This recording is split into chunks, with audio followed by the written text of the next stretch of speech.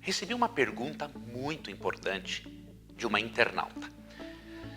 Essa internauta que assina este canal no YouTube, ela perguntou o seguinte: Leandro, Deus deseja que eu perdoe, por exemplo, um abusador sexual?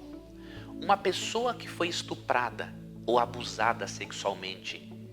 Em Mateus 18, 21 e 22, Cristo manda a perdoar também e até 70 vezes 7. Eu tinha uma opinião sobre esse assunto e reparti ela com algumas pessoas, mas foi graças a um artigo que eu li do Dr. Roy Adams é que esta minha opinião amadureceu e eu pude, graças a Deus, por meio de alguns aconselhamentos, levar conforto, paz e tranquilidade, obviamente, para as pessoas que foram vítimas de abuso sexual.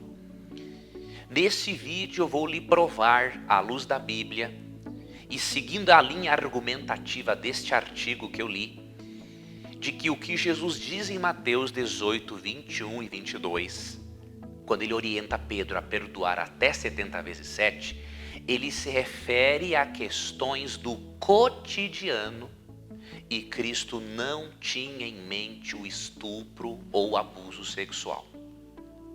Acompanhe o vídeo até o final, não tenha preconceito, ok? Acompanhe a linha de raciocínio antes de chegar às suas conclusões, porque eu tenho certeza que esse vídeo vai ser muito esclarecedor para você.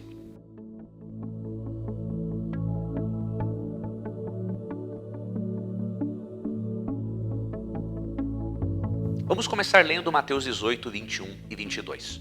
Então Pedro, aproximando-se, lhe perguntou: Senhor, até quantas vezes meu irmão pecará contra mim, que eu lhe perdoe?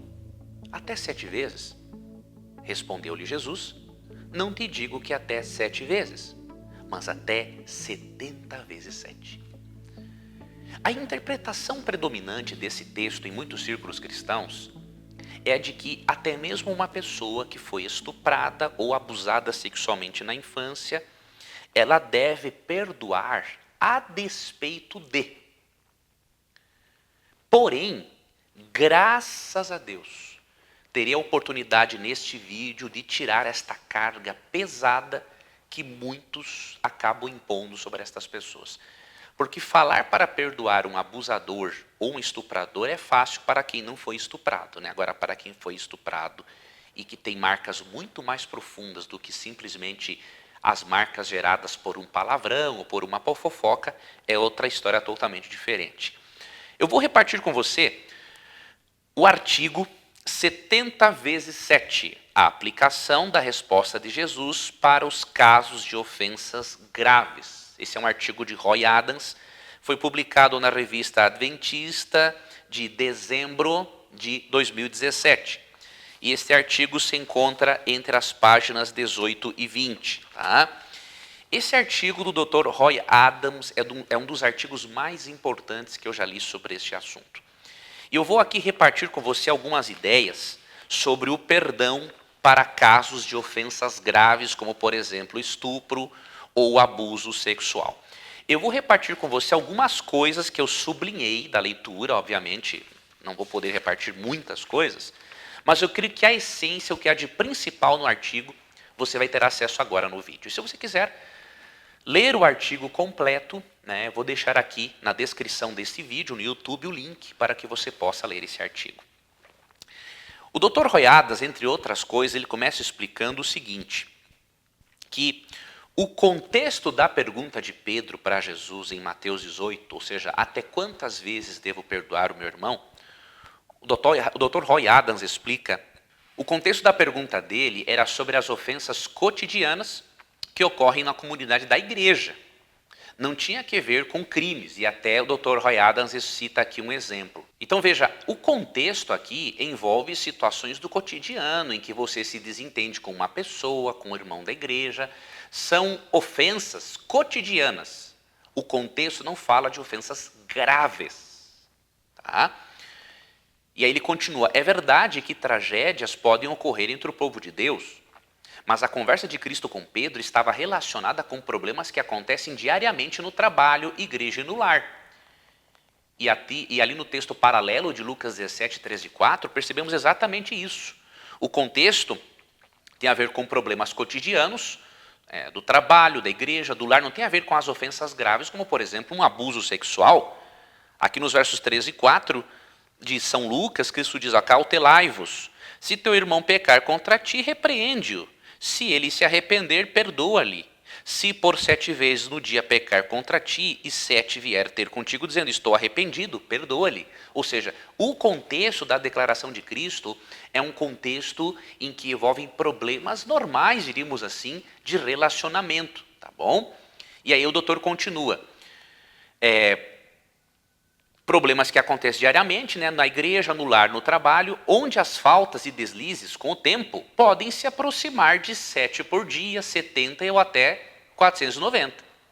O que Jesus quis dizer é que, em tais circunstâncias, o perdão deve tornar-se uma segunda natureza, um hábito, um estilo de vida, no qual não faça mais sentido contar o número de ofensas. Então é isso. O que Cristo ensina em Mateus 18, 21 e 22 é que, quando tivermos desentendimentos com colegas de trabalho, com familiares, com irmãos da igreja, devemos perdoar tanto até chegar a um ponto em que o perdão se tornará um hábito, uma segunda natureza, tá bom? No artigo, ele continua dizendo o seguinte, agora na página 20, ó. O ponto aqui não é sugerir que as vítimas de tais brutalidades, incluindo estupro e abuso sexual, entre outras coisas, não devessem perdoar, mas se seria apropriado sugerir que Jesus tinha situações como essas em mente quando conversou com Pedro sobre o perdão. Ele segue. Seria adequado e até mesmo uma atitude cristã pressionar essa vítima para que perdoasse 70 vezes 7, ou seja, você é abusado, perdoa. É abusado, perdoa. É abusado, perdoa. Então ele está dizendo aqui, ó, não é nem cristão, não é? Isso. Ou seria cristão, não é? Ou insistir com ela para que perdoe e a irresponsabilidade, por exemplo, de pessoas, não é, que promovem o homicídio de outras. E aí ele conclui, minha percepção é que em casos de lesões corporais graves ou traumas, pessoas boas podem responder de maneiras distintas. E ele prova isso biblicamente. Olha que interessante.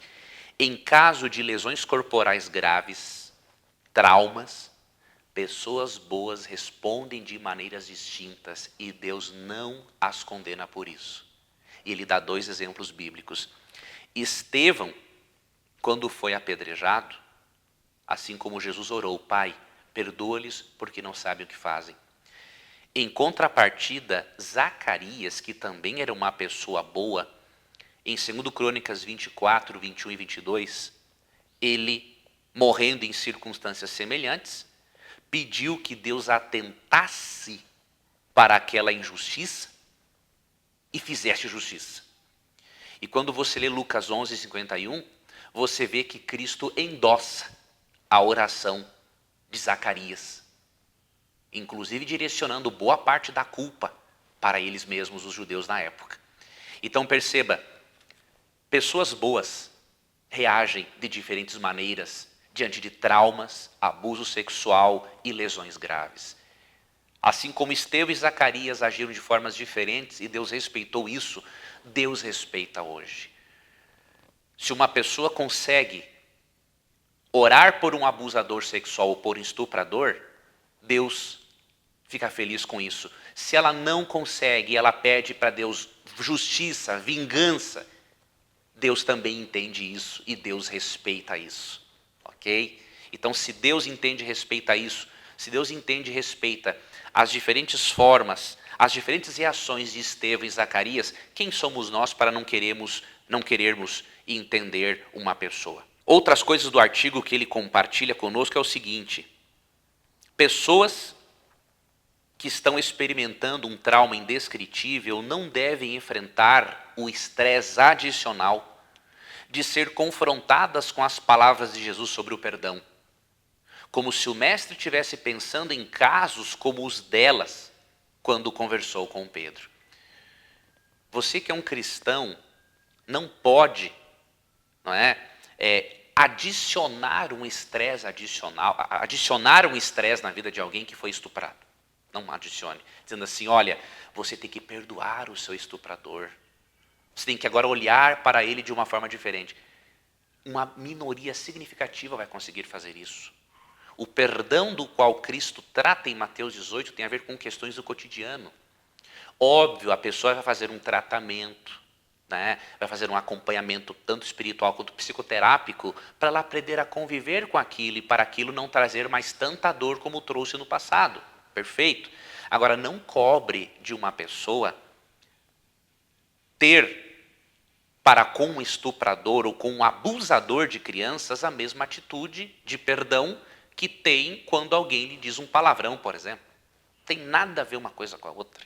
Seguindo aqui no artigo, ele diz assim, como se aplicam as palavras de Jesus, até 70 vezes 7, em casos de abuso sexual, em que uma única ocorrência pode deixar um dano psicológico permanente à vítima?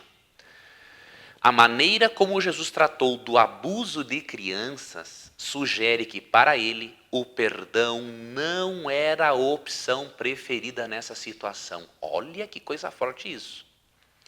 Ele disse que o melhor seria que o ofensor amarrasse uma pedra de moinho no pescoço e jogasse no mar.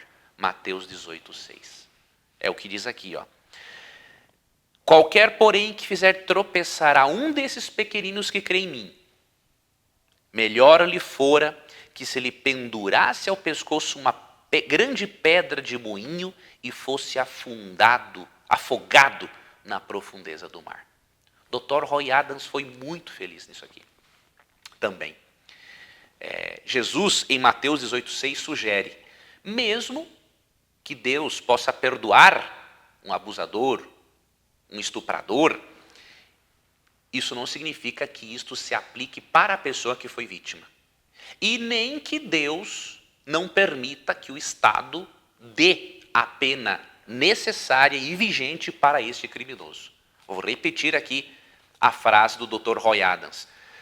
A maneira como Jesus tratou do abuso de crianças, em Mateus 18:6, não é? Sugere que para ele o perdão não era a opção preferida nessa situação. Ele disse que melhor seria que o ofensor amarrasse uma pedra de moinho no pescoço e se jogasse no mar. Finalizo lendo aqui mais alguns trechos do artigo que dizem o seguinte. Tem uma citação aqui de Ellen White, que ele comentou muito bem, que diz assim, Deus quer que todos nós tenhamos bom senso e deseja que raciocinemos movidos pelo senso comum. As circunstâncias alteram as condições. As circunstâncias modificam a relação das coisas. Comentando esta frase de Ellen White, Roy Adams escreveu, e o senso comum nos diz que existe uma grande quantidade de ofensas físicas e psicológicas tão graves, abomináveis e emocionalmente prejudiciais que não seria possível que estivessem compreendidas na resposta de Jesus a Pedro, nem contempladas em suas outras declarações sobre perdão. Agressões tão horríveis que o simples pensamento de as suportar por uma segunda vez torna-se impensável. Isso significa que as vítimas que estão sofrendo por causa de males e tragédias indescritíveis devem ter tempo para respirar, tempo para sofrer, tempo para processar a enormidade do que lhes aconteceu, tempo para curar e tempo de perdoar no seu próprio ritmo. Nossa função é lembrá-las de que Deus está perto dos quebrantados, como diz o Salmo 34:18.